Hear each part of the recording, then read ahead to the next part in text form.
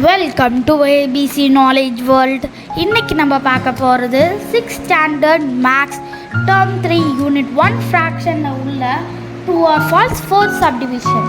The reciprocal of an improper fraction is always a proper fraction. True or false ஆன்னு கேட்டிருக்காங்க. First ரெசிப்ரோக்கல்னால் என்ன? அப்படியே தலைகீழாக போகிறது. ஃபார் எக்ஸாம்பிள் நாங்கள் எழுதியிருக்கேன் பாருங்கள், 5/3 எக்ஸாம்பிள்னு போட்டு 5/3. நீங்கள் பார்த்தீங்களா, இப்போ நான் 5/3 ரெசிப்ரோக்கலாக மாற்றும் போது இந்த 3 அப்படியே மேலவும் 5 அப்படியே கீழவும் வந்திருக்கு.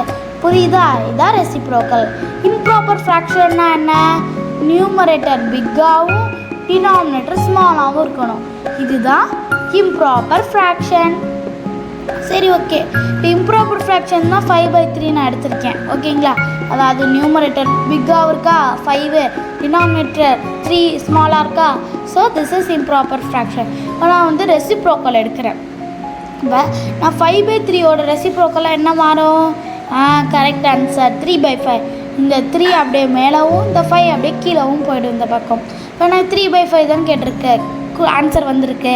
இப்போ 3 என்னது? ஸ்மாலாக இருக்குது நியூமரேட்டரில். 5 என்னது? டினாமினேட்டரில் பிக்காக இருக்குது. So this is the proper fraction. So this statement is true. Thanks for watching.